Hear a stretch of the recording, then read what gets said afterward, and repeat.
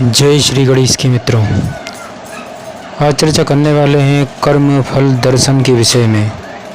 एक ऐसा अद्भुत रहस्य मित्रों जो हमारे प्राचीन ऋषि मुनियों ने पहले ही शास्त्रों में लिखित प्रमाण के साथ बताया है। मित्रों, भारतीय आध्यात्मिक दर्शन का आधार भारत का तत्व विज्ञान है। इस वीडियो के माध्यम से मित्रों आप लोग अवश्य ही इस गूढ़ रहस्य को जान पाएंगे। आपका अपना ज्योतिषाचार्य दीपक कुमार आपके अपने YouTube चैनल फलित ज्योतिष में आप सभी लोगों का हार्दिक स्वागत करता है। बात कर रहे हैं कर्म फल दर्शन के विषय में। मित्रों इस विज्ञान का ही भारत के सनातन धर्म में प्रायोगिक रूप है।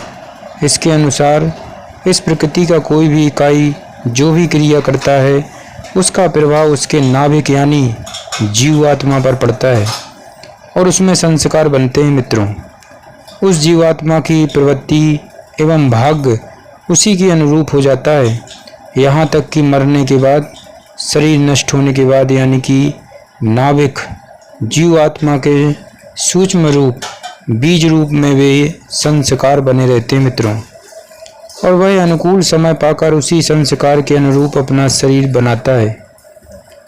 मित्रों उसको अपने संस्कारों के अनुरूप ही अपना शरीर मिलता है और प्रवृत्ति भी वैसी ही हो जाती है। इस प्रकार उसे अपने पूर्व जन्मों के संचित संस्कार को भोगना पड़ता है जो कर्म से बनते हैं। इस कर्म के फल में भी मानसिक भाव को स्थान दिया जाता है। मित्रों ज्योतिष शास्त्र में मुख्यतः 3 प्रकार के कर्म बतलाए गए हैं। मित्रों पहला होता है संचित कर्म।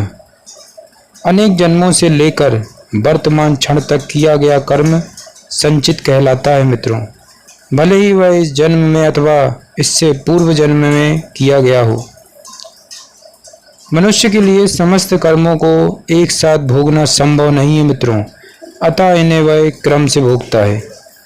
दूसरा है मित्रों प्रारब्ध।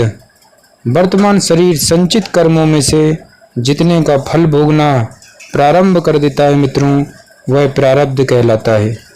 संचित में अच्छे बुरे दोनों कर्म हो सकते हैं, क्योंकि मनुष्य जैसा करेगा वैसा ही संचय होगा और उसे प्रारब्ध के अंतर्गत भोगना पड़ेगा। मित्रों जब जिस तरह से रोग ज्ञात हो जाने पर उसे औषधोपचार के द्वारा ठीक कर दिया जाता है मित्रों, ठीक उसी प्रकार प्रारब्ध के संबंध में जानकारी प्राप्त हो जाने के बाद दान पुण्य व्रत तप यज्ञ आदि शुभ कर्मों द्वारा उसके दुष्प्रभाव को समाप्त किया जा सकता है। ज्योतिष शास्त्र के माध्यम से मित्रों प्रारब्ध का ज्ञान प्राप्त होता है और इस शास्त्र की सहायता से भाग्य फल में वांछित परिवर्तन लाने के प्रयास किए जा सकते हैं। तीसरा है मित्रों क्रियमाण फल। वर्तमान शरीर के द्वारा किए जाने वाले पाप पुण्यात्मक कर्मों को जो कि हो रहा होता है क्रियमाण कहा जाता है। क्रियमाण के अंतर्गत होने वाले शुभ कर्मों द्वारा प्रारब्ध यानी कि भाग्य में भले ही कोई बड़ा परिवर्तन न लाया जा सके, बावजूद उसके अशुभ फल को बहुत हद तक नियंत्रित अवश्य किया जा सकता है। वास्तव में ज्योतिष शास्त्र का यही सबसे बड़ा लाभ है और यही मित्रों बड़ा ही गूढ़ रहस्य माना जाता है। जय श्री गणेश की।